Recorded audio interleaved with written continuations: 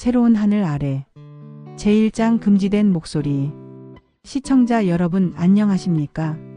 오늘은 특별한 이야기를 들려드리려고 합니다.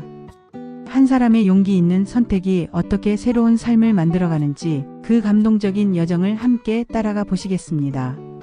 1990년대 말 북한의 한 작은 도시. 문학을 사랑하는 청년 김성호는 시인으로 활동하고 있었습니다. 그는 매일 체제를 찬양하는 시를 써야 했지만 마음 한편으로는 늘 갈증을 느끼고 있었습니다. 어느 날 밤 성호는 우연히 작은 라디오를 발견했습니다. 호기심에 이끌려 주파수를 돌리던 중 금지된 남한 방송이 들려왔습니다. 처음에는 두려워 라디오를 꺼버렸지만 며칠 후 다시 켜게 되었습니다. 루마니아의 차우셰스쿠가 시민들에 의해 처형되었습니다. 이 뉴스는 성호에게 큰 충격을 주었습니다. 사회주의 국가의 지도자가 인민에 의해 처형될 수 있다는 사실이 믿어지지 않았습니다. 처음에는 거짓말이라고 생각했지만 중국과 소련의 조선말 방송에서도 같은 내용이 나오자 혼란스러워했습니다. 이상하다. 같은 사회주의 국가인 중국과 소련에서도 똑같은 말을 하고 있어. 내가 뭔가 잘못 알고 있는 것은 아닐까. 성호는 밤마다 라디오를 들으며 세상에 대한 새로운 인식을 갖게 되었습니다. 그러나 동시에 체제를 찬양하는 시를 써야 하는 현실과의 괴리감이 점점 커져갔습니다. 진심이 담기지 않은 시는 마치 마른 나무에서 물을 짜내는 것 같았습니다. 신혼생활을 시작한 성호에게 라디오는 새 각시보다도 더 소중한 존재가 되었습니다. 아내가 친정에 갈 때마다 혼자 남아 라디오에 귀를 기울였습니다. 나만의 다양한 프로그램들을 통해 자유로운 세상의 모습을 상상하며 언젠가는 그곳에 가고 싶다는 소망을 품게 되었습니다. 하지만 2000년대에 들어서도 북한은 변하지 않았습니다. 오히려 더욱 통제가 심해졌습니다. 성호는 이 나라가 자신이 살아있는 동안 변할 것 같지 않다는 절망감에 빠졌습니다. 그러던 중 성호에게 특별한 친구가 생겼습니다. 사진작가로 활동하는 이민수라는 사람이었습니다. 민수는 조선사진가동맹의 중앙위원이자 도내에서 손꼽히는 실력자였습니다. 나이도 성호보다 많고 경험도 풍부했습니다. 둘은 술을 마시며 세상에 대한 이야기를 나누었습니다. 민수는 항상 술값을 대신 내주었고 성호와 생각이 통하는 부분이 많았습니다. 특히 현 체제에 대한 불만을 털어놓을 수 있는 유일한 상대였습니다. 김정일 저 뚱뚱한 놈 빨리 죽어야 돼. 술에 취하지도 않은 채로 이런 대화를 나누며 둘은 점점 가까워졌습니다. 김치 한쪽을 안주 삼아 마시는 술이지만 마음이 통하는 친구와 함께하는 시간은 무엇보다 소중했습니다. 제2장 동지인 줄 알았던 저. 성호와 민수의 우정은 날이 갈수록 깊어졌습니다. 둘은 이제 북한에서는 더 이상 살 수 없다는 결론에 도달했습니다. 이제는 작전을 짜자. 이남으로 가자. 둘은 함께 탈북 계획을 세우기 시작했습니다. 압록강 어디에서 건널 것인지, 후창 쪽으로 갈 것인지, 중국 연길로 갈 것인지, 유관으로 갈 것인지 모든 경우의 수를 따져보았습니다. 중국어 공부도 하고 길의 표지판이 어떻게 되어 있는지도 알아보았습니다. 몇 달간의 치밀한 준비 끝에 드디어 실행 날짜를 정했습니다. 오늘 움직이자. 그러나 그날 아침 두 사람 모두 체포되었습니다. 강변으로 나가던 길에서 보위부원들이 기다리고 있었던 것입니다. 성호는 3년간의 조사와 감옥 생활을 거쳐야 했습니다. 그동안 그는 왜 자신이 잡혔는지 알 수 없었습니다. 보위부에서는 성호를 큰 조직의 핵심 인물로 만들어 놓고 다른 사람들까지 연루시키려 했습니다. 끊임없는 신문과 정신적 고문이 이어졌습니다. 잠을 재우지 않고 가족들이 동약을 먹고 죽었다는 거짓 정보를 주며 그를 정신적으로 괴롭혔습니다. 3년이 지나서야 성호는 진실을 알게 되었습니다. 그토록 믿었던 친구 민수가 실은 보위부의 특무였던 것입니다. 수십 년간 그런 일을 해온 베테랑 요원이었습니다. 이 세상에서 제일 믿었던 놈이 나를 잡아먹으려고 일부러 접근한 놈이었어. 결국 대질신문에서 성호가 승리했습니다.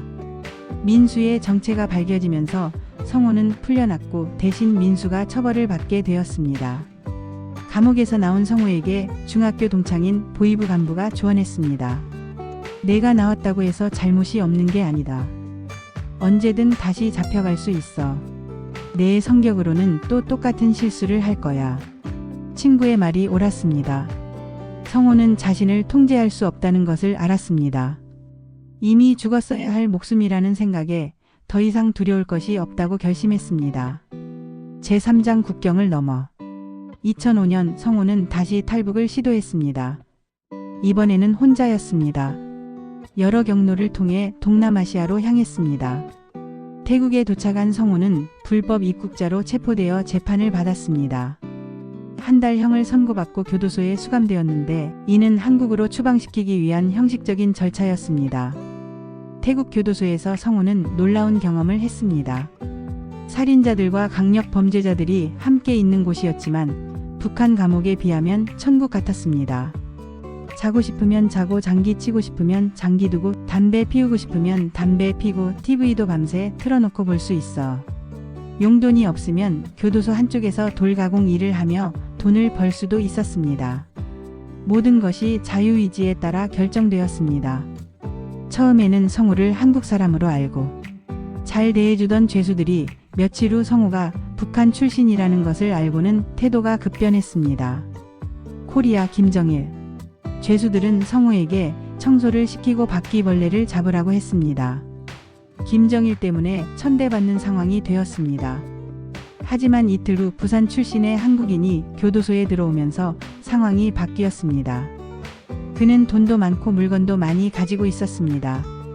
성호와 말이 통하자 매우 반가워하며 모든 것을 나누어 주었습니다. 미국 사람 처음 본다.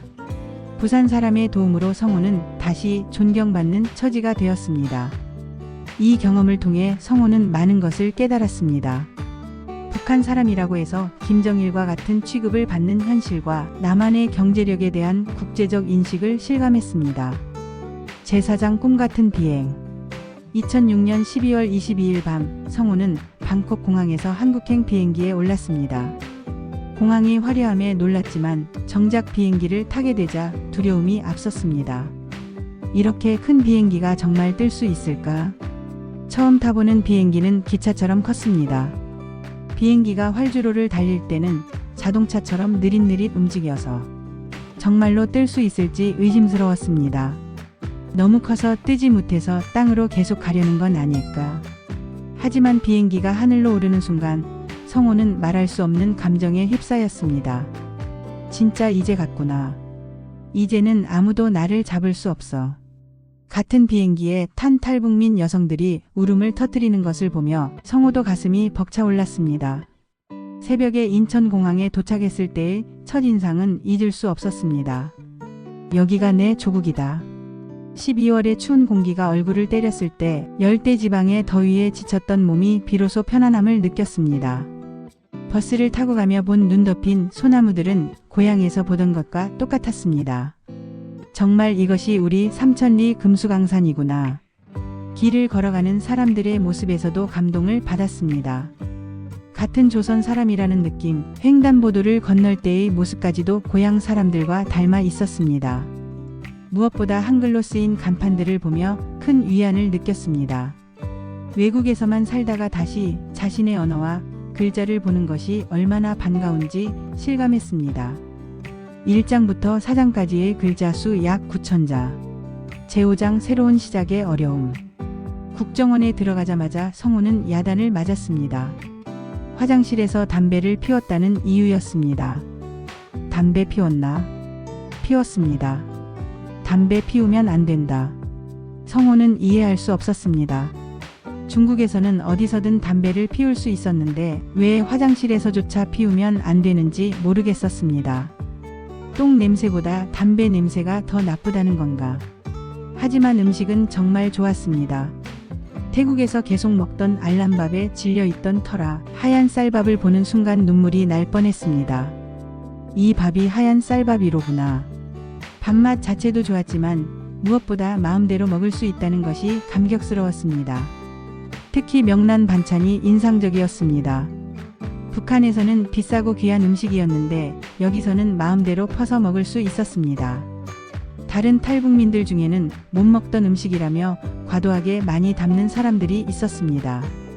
성호는 반대로 너무 아까워서 조금씩만 담아 먹었다가 다시 가서 더 가져오곤 했습니다. 하나원에서의 생활은 새로운 경험의 연속이었습니다. 종교라는 것을 처음 접했을 때가 가장 기억에 남습니다. 일요일마다 불교, 천주교, 기독교 중에서 선택해서 갈 수 있었는데 성호는 맛있는 것을 주는 곳을 찾아다녔습니다. 오징어 믿음이었어. 진정한 믿음은 없었지만 먹을 것을 따라가다 보니 자연스럽게 여러 종교를 체험하게 되었습니다. 직업 체험을 위해 바깥에 나갈 때의 일도 잊을 수 없습니다. 버스를 타고 갈 때마다 탈북민들은 앞자리를 차지하기 위해 경쟁했습니다. 가방을 던져서 자리를 맞는 모습을 본 남한 직원들은 혀를 찼습니다. 공산주의에서 살아서 이기주의가 없을 줄 알았는데 상상을 뒤엎을 정도네. 성호는 이에 대해 설명했습니다. 1960년대나 1970년대 탈북민이었다면 그 말이 맞을 수도 있어요. 하지만 지금 북한은 이미 공산주의가 무너지고 무법천지 시장 경제가 되었어요. 자본주의보다 더 치열한 양육강식의 세계죠. 제육장 가족의 재회. 하나원을 졸업한 성호는 먼저 온 동생들과 재회했습니다.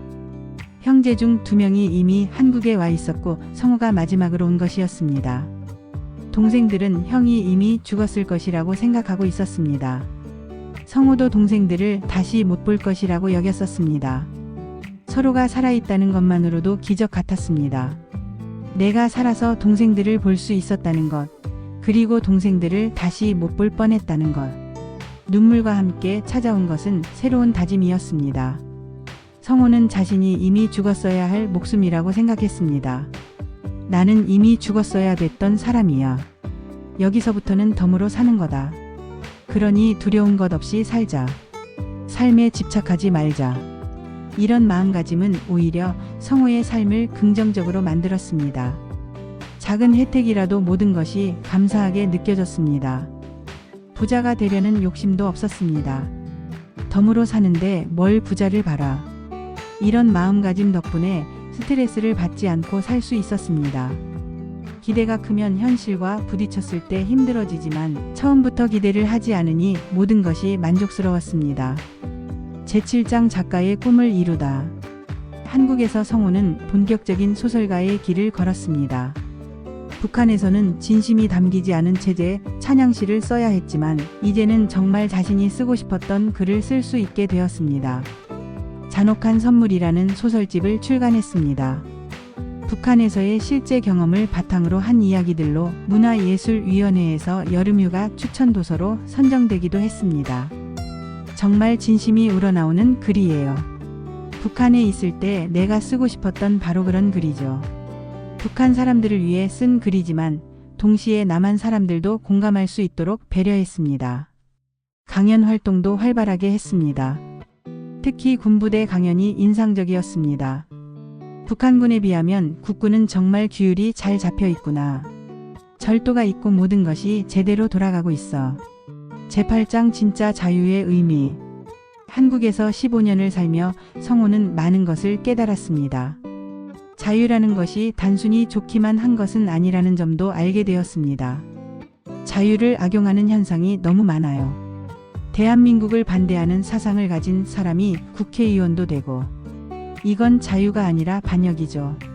하지만 전반적으로는 라디오로 들었던 상상과 실제 한국이 크게 다르지 않았습니다. 내가 KBS 한민족 방송 프로그램을 24시간 다 외우고 있을 정도로 많이 들었거든요. 와보니 정말 비슷했어요. 처음에는 상점 이름이나 식당 간판을 이해하기 어려웠습니다.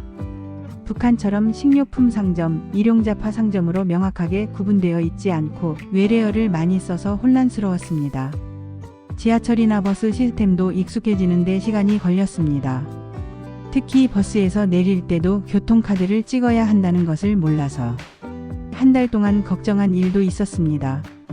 버스가 계속 돌아다니면서 내 돈이 계속 빠져나가는 줄 알았어요. 이런 사소한 실수들이 웃음거리가 되기도 했지만 모든 것이 소중한 경험이었습니다. 성호는 지금도 북한에 있는 사람들을 위한 방송의 중요성을 강조합니다. 사람이 변하려면 생각이 먼저 변해야 해요. 생각이 변해야 사람이 변하고 사람이 변해야 사회가 변하죠. 북한 사람들에게 진실을 알려주는 것, 이것도 인권 보장이고 인도주의예요. 그는 쌀만이 인도주의적 지원이 아니라고 말합니다. 정보와 진실을 전달하는 것이야말로 진정한 도움이라고 믿습니다. 모르고 죽는 것보다는 조금이라도 알고 죽는 게 덜 억울하지 않겠어요. 성호의 이야기는 단순한 탈북 체험담을 넘어서 자유와 진실의 소중함을 일깨워주는 감동적인 여정입니다. 금지된 라디오 방송 하나가 한 사람의 인생을 완전히 바꾸어 놓았고 그 용기 있는 선택이 새로운 삶의 문을 열어주었습니다.